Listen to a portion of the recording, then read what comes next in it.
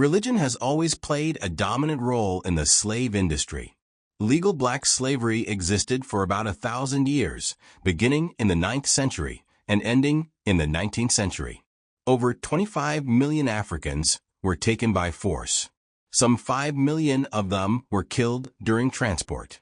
The first wave involved 10 million slaves between the 9th and 15th centuries.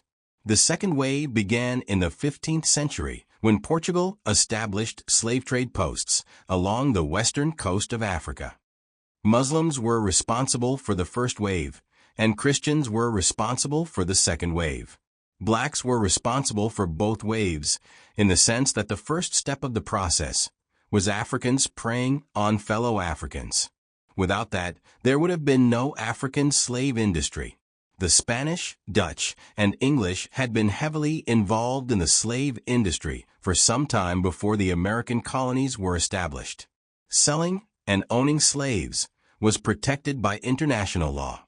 Black slavery was introduced into the New World by the Spanish in 1503 and by the English in 1562. The English came to dominate the slave trade, so it is no surprise that slavery became well established in the American colonies. For the few of us left who know something about American history, we are familiar with the Dutch ship that landed on the American Atlantic coast in 1619. It is usually described as the first group of black slaves to arrive in America. But that is misleading. The ship arrived uninvited. The Africans on that ship were not slaves. They were indentured servants. Many of them did become slaves, but colonists preferred European indentured servants for many years, even if they happened to be criminals fresh out of English jails. Gradually, the distinction between indentured servants and slaves eroded, and by the 1660s, Americans looked to black slavery as their primary source of forced labor. By the time of the American Revolution, slavery was deeply entrenched in the American economy and culture. Since Americans were overwhelmingly Christians, it would seem that American Christians would speak out loudly and clearly about the evils of slavery. After all, the peculiar institution went against the 10 Commandments and all the teachings of Jesus and everything that Christianity stood for, did it not? Prior to the Revolutionary War, England was calling the shots in the colonies, so abolitionist sentiments may have been overruled by the English monarch. But there's no indication that Christians made any serious coordinated attempt to put an end to slavery during the colonial era. After the Revolution, however, Americans could no longer blame England. Still, there was no coordinated Christian attack on the institution of slavery. In fact, New England preachers got the crazy idea that the Bible teaches slavery, and God sanctions slavery. Hard as that may be to comprehend, the Christian church did have a history of embracing slavery instead of opposing it. The medieval church owned slaves. It was good, devout Christians that got slavery off to a good start in the New World. Christopher Columbus wasted no time enslaving Native Americans, and the Spanish built on that tradition with their conquistadors. Indians were enslaved and killed by the thousands, all in the name of Christianity.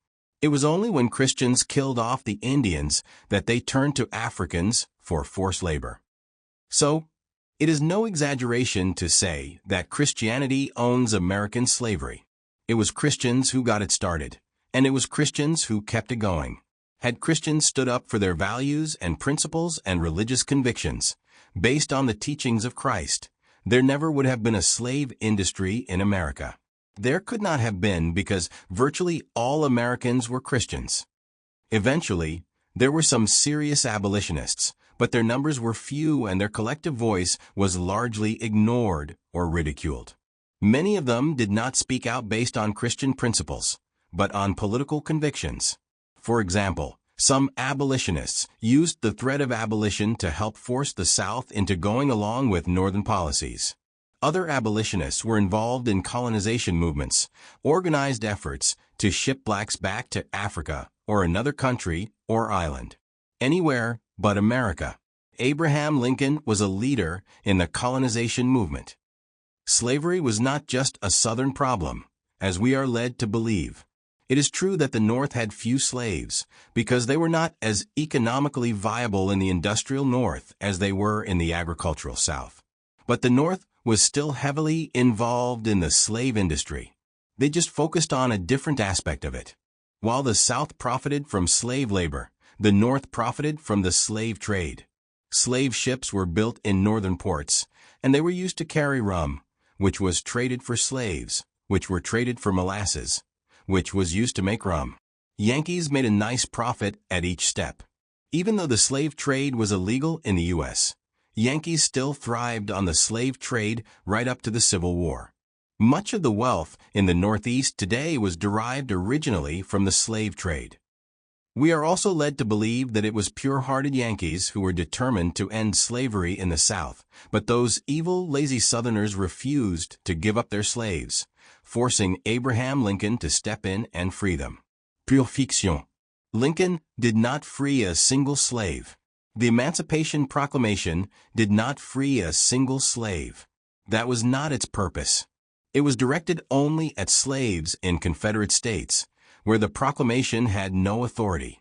It specifically excluded the thousands of slaves then in the North, the territories, in the border states, and in Union-occupied territories in the South. Lincoln could easily have freed those thousands of slaves, but he did not. Why not? Lincoln, who was a good Christian, at least judging by all his references to God in his sanctimonious speeches, was not crazy about slavery. But that is not why he started the Civil War. He said in his first inaugural address, just before he started the war, that the only slavery issue was bringing slaves into the new territories. He was dead set against that. But why was that more important than ending slavery everywhere in the U.S.? Because Southern slavery served one very important service for the North. It kept slaves in the South. That was the most important thing to Yankees. They didn't particularly want blacks to be slaves, but they were perfectly content with that as long as blacks stayed in the South where they belonged. Why was that so important? You'd think Yankees would welcome escaped slaves and free blacks into their northern states. We've heard about the Underground Railroad, a system of safe houses in the South used to help slaves escape into the North.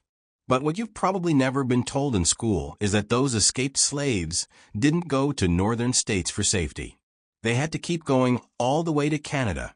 The North didn't want them, and they had state laws to make sure blacks were not allowed to move into northern states and stay there. Why? 2 reasons. 1. Yankees were racists. They did not like blacks, and they didn't want them in Yankee neighborhoods, schools, or churches. Which brings us to the second reason. Yankees did not want blacks competing for jobs. Which is also why Lincoln was determined to keep slaves out of the territories. He and all Yankees wanted to make sure the territories remained free of blacks, because that was white man's territory, and any jobs there were strictly for whites. So, there is the picture of Christianity in the early 1860s in America. The northern half of the country despised blacks and excluded them from Yankee society. The southern half got along with blacks just fine. They were slaves, but that was okay with God, and it placed upon slave owners the Christian responsibility to take good care of their slaves. Plus, it just made good business sense to take care of their slaves, because they were valuable assets. Contrary to what we are led to believe, the Uncle Tom's Cabin portrait of Southern slave cruelty was pure fiction. Harriet Beecher Stowe, the author, had never been on a Southern plantation and had probably never met a slave. For the most part, Southern slaves were treated like family. Of course, that changed after the war. Why? Because during Reconstruction, Yankees imported their racism into the South, where it had never existed on a large scale. When Yankees moved into the South and took over, they took their racist attitudes with them. That's why the South had such problems with segregation, although they were never any worse than segregation policies in the North. American citizens during this time were overwhelmingly Christians. As much as Christians want us to believe today that their religion is a force for good in the world, and that without it, American morals would decay and disappear, the history of Christianity is hardly one to promote as a force for good in the world.